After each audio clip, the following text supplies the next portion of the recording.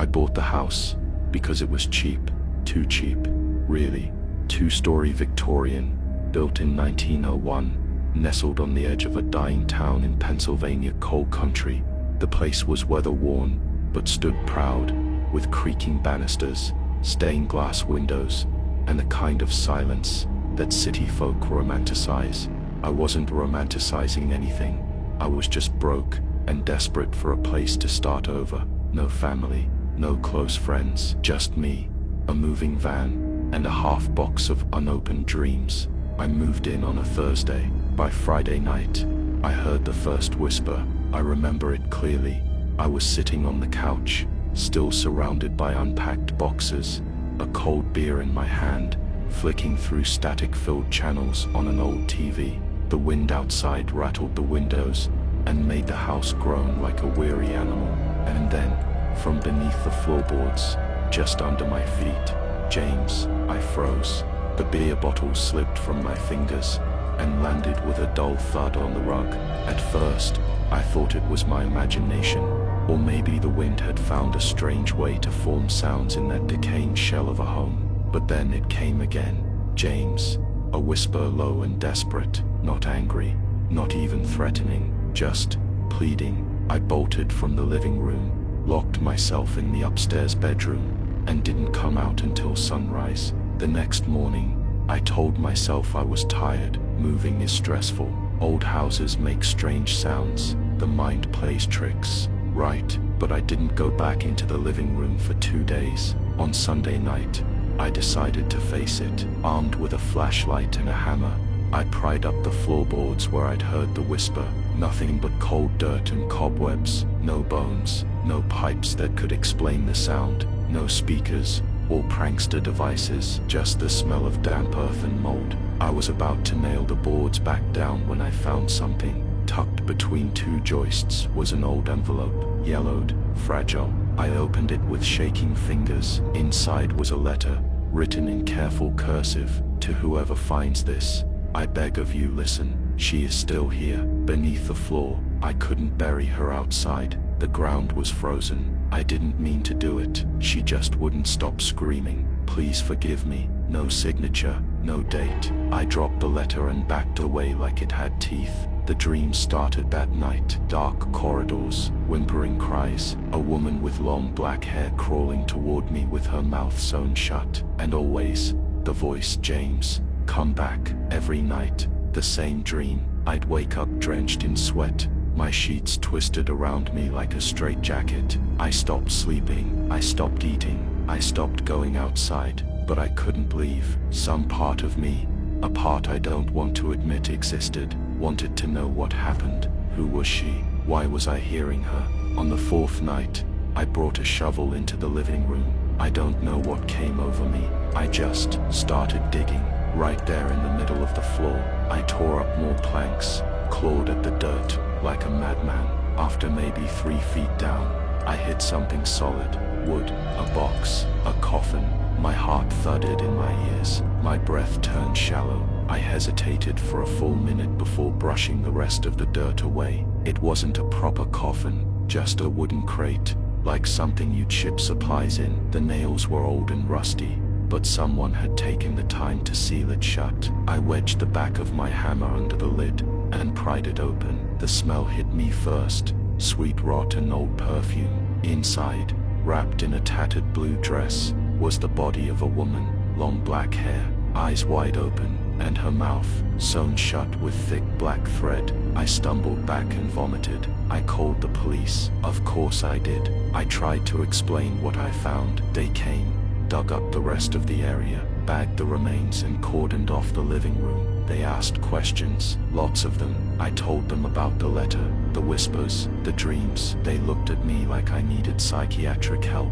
No signs of recent trauma. The lead detective said, this body's been here for decades. We'll run tests, but it'll take time. They left by evening, told me I could stay somewhere else, but I didn't. I wish I had. That night, I didn't sleep. I sat in my bedroom, door locked, lights on. Every now and then I'd hear creaks from below, probably the boards settling after being torn up. I told myself, at 2:03 a.m., I heard the front door open, footsteps, slow, bare, deliberate. I crept to the top of the stairs and peeked down, nothing. Then I heard the whisper again, closer this time. "James, why did you open it?" I didn't respond. I just backed into my room, slammed the door, and barricaded it with a dresser. The whisper came again, now just outside the door. "He kept me quiet, but you listened. Now you'll hear them too." The dreams became worse. No longer just the woman.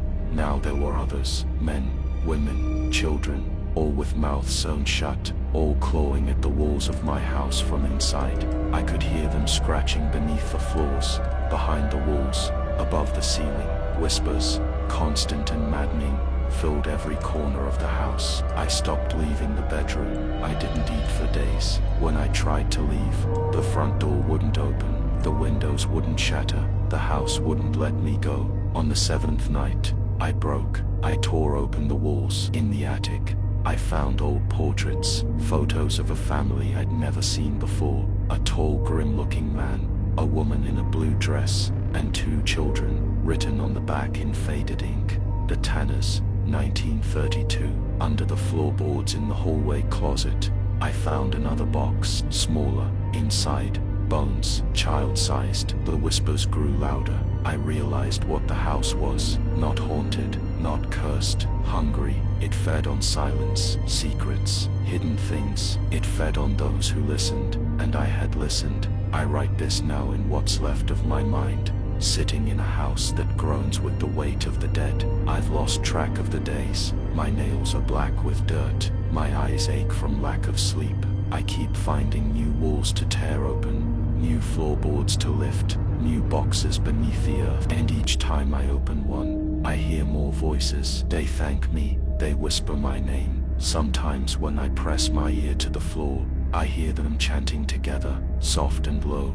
"James, let us speak. James, let us speak." The woman in the blue dress comes to me now in waking hours. Her mouth is open, thread dangling from the corners of her lips like worms. She points to the walls, the floors, the places I haven't dug yet. She never speaks aloud. She doesn't need to. The whispers are enough. "If you find this, don't come looking for me. Don't try to save me. Burn the house, if you can. But it might be too late, because now the house knows your name. Can't you hear it? Listen closely. Come dig with us." I should have died weeks ago. That's what I keep telling myself. As I sit in the dark, chewing on stale bread crusts, I scavenged from the cupboard. The water's gone brown. The lights flicker, but they never go out. It's like the house wants me alive, just not sane. The woman with the sewn mouth no longer just appears. She stays. She stands in corners, behind doors, in the reflection of the bathroom mirror, where my face no longer looks like my own. She watches. Her eyes don't blink. Her mouth remains unspoken, stitches like prison bars. And I swear to God, she's smiling now. I don't know what day it is. Outside the windows, it's always dusk. The sky never darkens, never brightens. It just bleeds orange, like a wound that won't close. I tried breaking the glass again last week. I used a cast iron pan, then a chair, then my own fists. Nothing, no cracks, not even a vibration. The house holds me like a spider holds prey, gently, purposefully, knowing I have nowhere else to go. 2 nights ago, I think, I heard someone outside, a voice, real, not a whisper. It was a woman, young, curious. "Hello," she called. "Is someone inside?" My throat was dry from disuse. I ran to the front door, screamed, pounded the wood, until my knuckles split. She must have heard me. I know she did, but she didn't answer. Just silence. Then the doorknob turned. Slowly, I backed away, expecting salvation, or a trap. The door opened, just an inch, and in that gap, I saw her, not the woman with the sewn mouth. This one was new, a girl, maybe early 20s. She looked confused, like she had wandered in by mistake. "Sir?" she asked. Are you James?" That stopped me cold. "How do you know my name?" She bit her lip.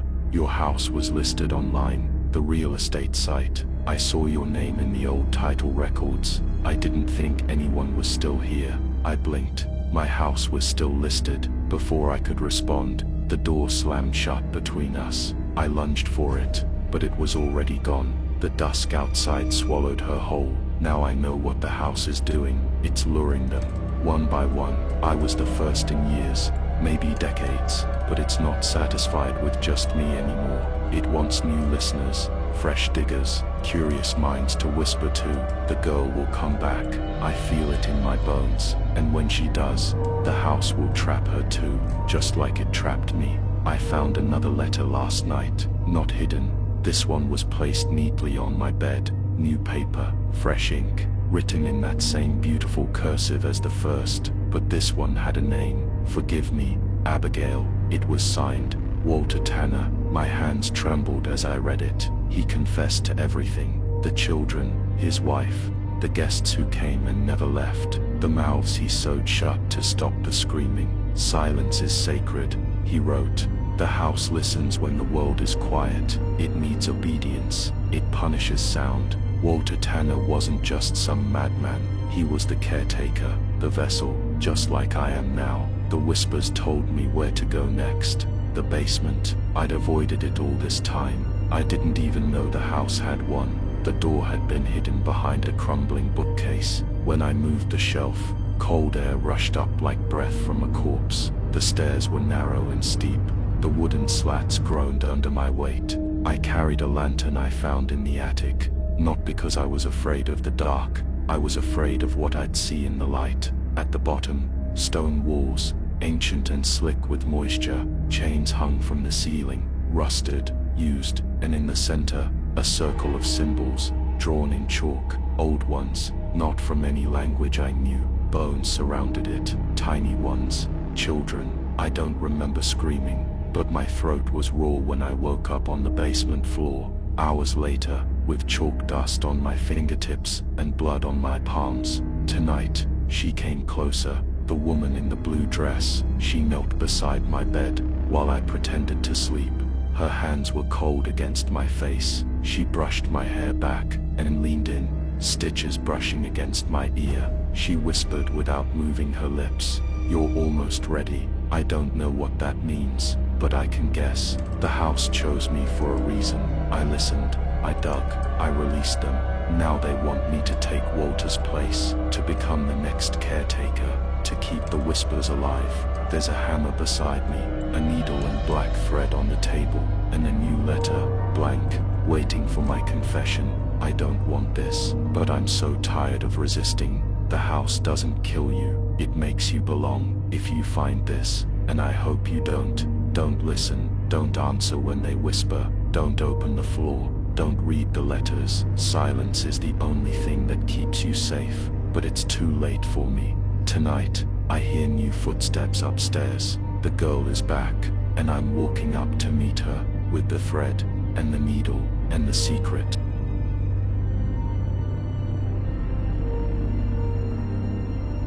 I didn't want to hurt her. I swear on everything I ever loved. I didn't want to bore, but the house needed her. Her name was Tessa. I heard her whisper it to herself as she walked through the front door again last night, drawn in like a moth to a flame, or a fly to a rotting carcass. She was holding a phone up, recording. Urban exploration, she called it. Dead real estate, for dead algorithms. She thought this was a game. I stood at the top of the stairs, watching her cross the threshold, thinking, maybe if I tell her everything, she'll believe me. Maybe she'll run before it's too late. But I didn't speak, because the whispers had returned. They were louder now, full voices, no longer hiding in the walls or the cracks between floorboards. They were everywhere. Some laughed, some wept, and some sang. Tessa moved room to room, narrating her video. She stopped in the living room, where I'd unearthed the first box, the woman's body. The hole had been refilled, but the boards still bore the stains. The rot wouldn't go away. Creepy, she muttered, turning her camera to the floor. It's like the wood itself is infected. She was right, but she didn't know how right. I approached her slowly, my voice cracked from disuse. Tessa, I said. She jumped, phone spinning in her hand, as she turned to face me. Jesus, who are you? I live here, I said. I'm James. Her eyes widened. Wait, James C., the owner? Oh my God, I thought you were. She stopped. They said this place was condemned, that no one lived here, that you'd vanished. I never left. She stepped back. I stepped forward. Tessa, you need to go, now. She shook her head. No, I mean yes, obviously, but I need to know what happened here. And then before I could stop myself, I said the worst possible thing I could say. They whispered to me. She laughed at first, nervous. What? Whispers, like ghosts. I didn't laugh. She stopped. I pointed to the floor. Don't listen to them. What do they say? I shook my head. It doesn't matter. Once you hear them, they follow you. They live under the boards, in the walls. They were locked away for a reason. And my voice broke. I let them out. Tessa's eyes flicked toward the exposed seams between the floor planks. Something moved there. Maybe a shadow. Maybe a trick of the lantern light. Her voice lowered. Who did you let out? I turned and walked away. If she had listened, if she had run, maybe it could have ended there. But I heard her footsteps behind me, following. That night, the house shifted. The boards groaned, the windows fogged, and the basement door opened by itself. She didn't see it, but I did. The house had chosen her. I tried to leave. I did. I packed a bag, grabbed the old keys, and headed for the door, but the handle burned my skin when I touched it. And then I saw it again. The mirror in the hallway, warped with age and blackened at the corners. My reflection was smiling. I wasn't. My reflection lifted a finger to its lips. And then it whispered, "Don't break the silence, James. Not again." I couldn't leave. Not anymore. But I had to stop her. I found Tessa in the attic, holding a dusty photo of the Tanner family. Her eyes were wet. "James, these people, you know they died here, right?" "I know. I think you're in danger." She didn't say it like I was crazy. She said it like she cared. That made it worse. She stepped closer. "Come with me. We'll go to the police. Get you help." "The police can't help," I said. "No one can." Then I handed her the letter. The one Walter Tanner wrote. She read it. Her hands trembled. "I don't understand. He killed them, sewed their mouths shut." "Yes," I said, "to keep them quiet." "Why?" "Because the house listens." Tessa backed away from me then. Maybe she saw something in my eyes. Maybe she heard the whispers too. They were loud now, clear. Another mouth to silence. Another voice to seal. Take her tongue, sew her shut. "No," I whispered. "Not again." I ran, locked myself in the bathroom. I stared into the mirror and screamed, but no sound came out. The stitches had returned. Across my mouth, I clawed at them. Blood ran down my chin. Behind me, in the mirror's reflection, I saw her, the woman in the blue dress. She was smiling. I don't remember what happened next. When I woke up, I was in the living room. Tessa was gone, but her phone was still recording. Its red light blinked steadily on the floor beside the fireplace. I picked it up. There was only one video. It showed her walking into the basement, a strange compulsion on her face. At the end of the clip, the camera falls sideways. There's screaming, then nothing, just the whispers, and her voice joining them. She's part of the house now. One more voice beneath the floorboards. And me, I'm still here, still listening, still writing, because someone needs to tell this story. Someone has to warn you, because the house is changing. It's learning, it's spreading. Last night, it whispered something new. Not a name, not a plea, a place. Fishtown, Philadelphia. It's moving, and when it finds you, don't speak, don't listen, and for the love of everything, don't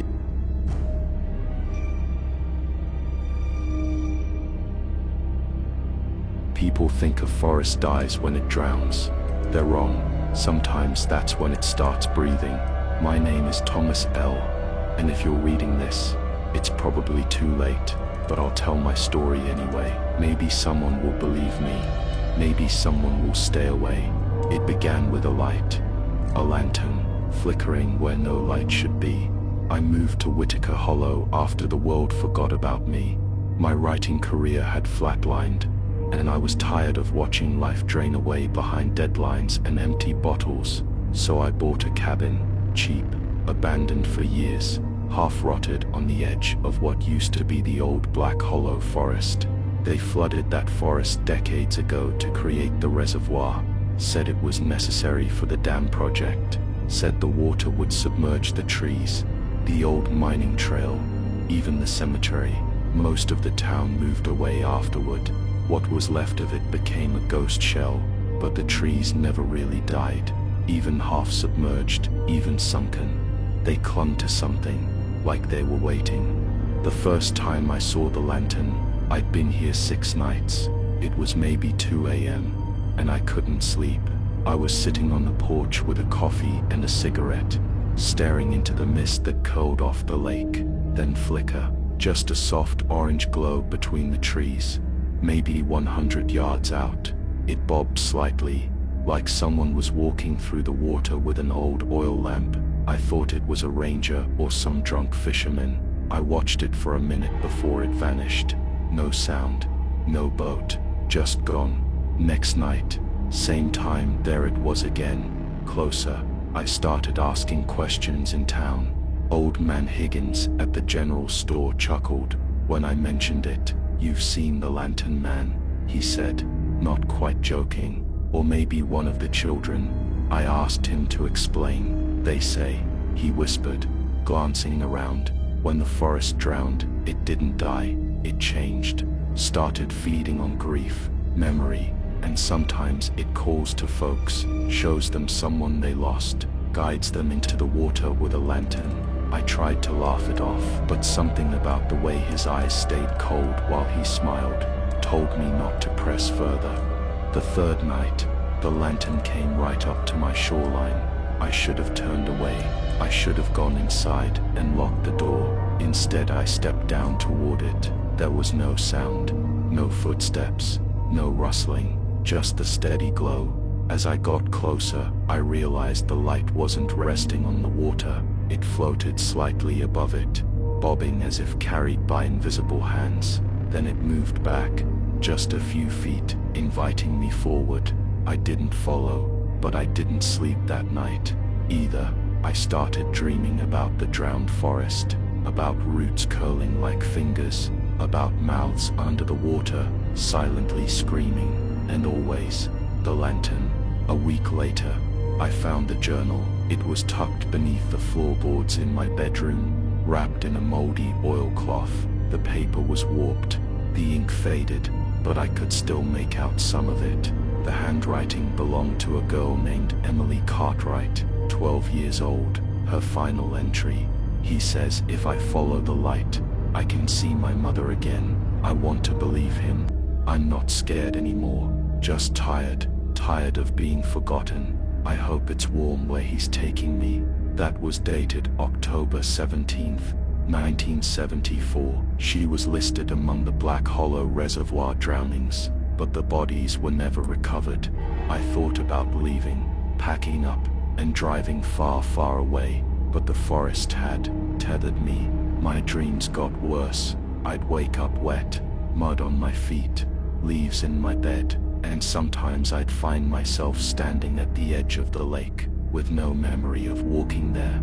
Once I found water on the inside of my windows, like something had been watching me from within. The lantern stopped visiting the shore. Instead, it began appearing inside the woods, where the water was deeper, where the dead trees still stood, gnarled and leafless, their bark slick with algae. I told myself I wouldn't go after it, but then I saw her, Emily, standing just beneath the surface, pale, eyes open, her hair flowing like ink in the current. She raised her hand, pointed, and the lantern ignited behind her. That night, I followed it.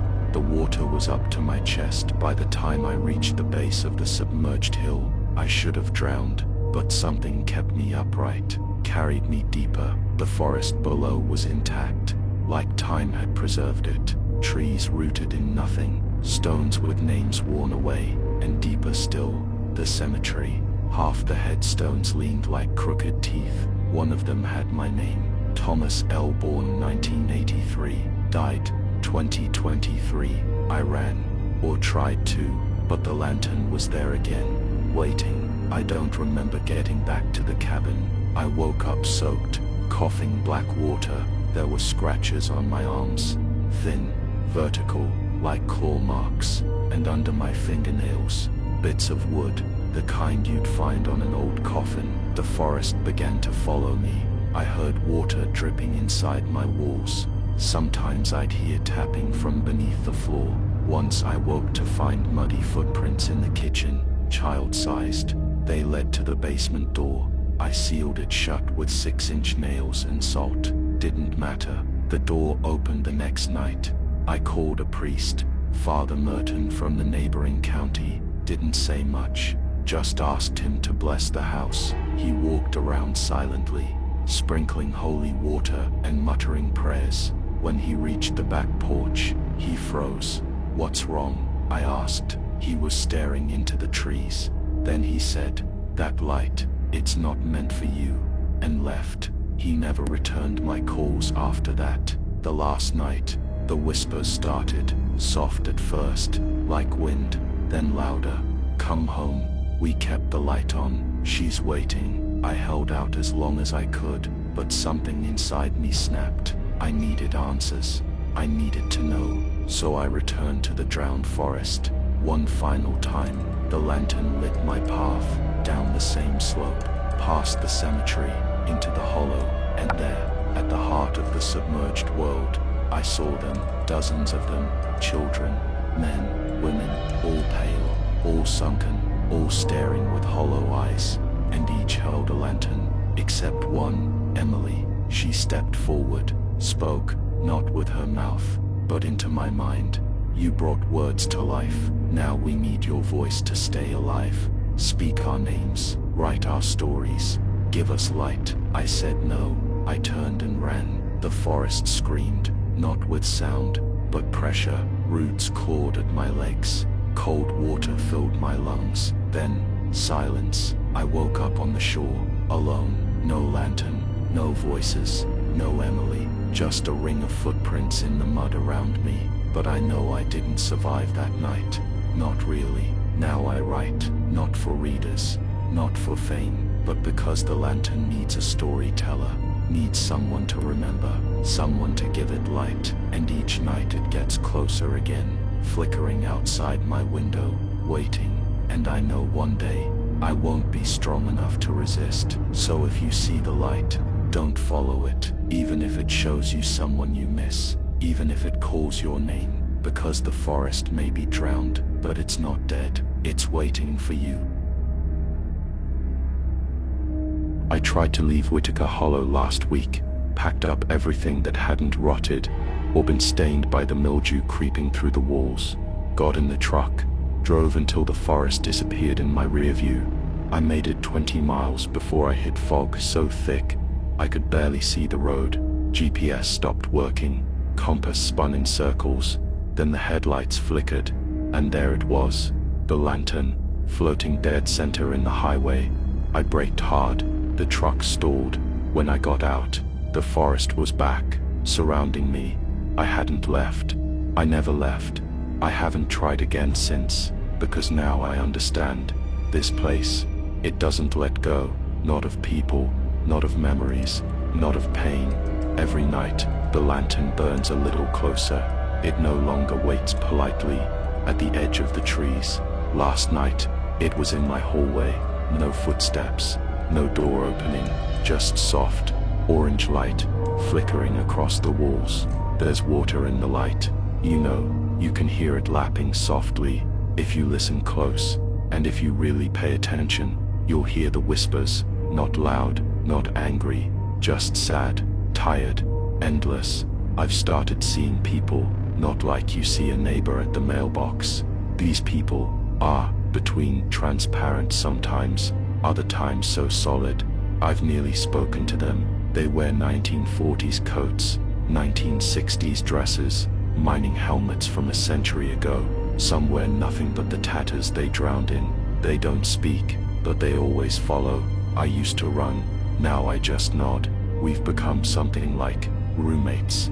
The girl, Emily, still visits me the most. Sometimes I think she's protecting me. Other times I think she's making sure I never leave. I found a second journal under the floorboards. This one wasn't old.